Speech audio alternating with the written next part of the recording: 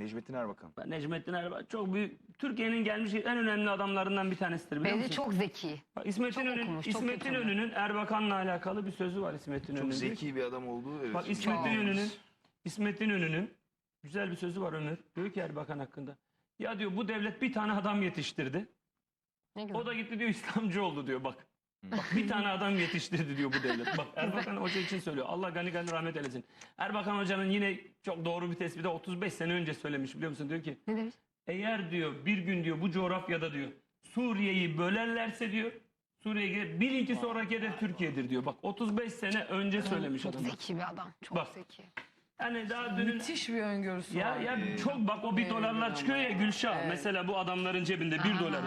30 sene önce bir videosu var bir televizyon programında. O 1 doların Siyonizm için ne kadar önemli olduğunu anlatıyor. O 1 doları 30 sene önce anlatıyor. Bak. Helal olsun. Tabii, tabii. Bak. Fakat hep o da kötü algıyla başka Ya bir işte hale bunlar getirildi. ya kötü algı da Ömür algı dedi. 28 Şubat hikayeleri. Ömür kurban olduğum işte bu Ahmet Hakanlar yedi adamın başını. O dönem Kanal 7'de, Bunlar yediler. Kanal 7'de Anchor'dı. Ya Dümen o da oradan geliyordu. O bir anda Gürbüz Çapa'nın evinde 28 Şubat'ta bir anda geldi buraya. Şimdi yani benim demek istediğim ne biliyor musun? Erbakan Hoca da yiyen işte Ahmet Hakan'ın bugün savunduğu Hürriyet grubu. Yani dünün Erbakancısı Ahmet Hakan bir anda aynı yerden gelen vatanını savunan bütün sanatçılar, tukaka, onlar hepsi kötü, iğrenç ama bu taraf muhaliflerin kahramanı.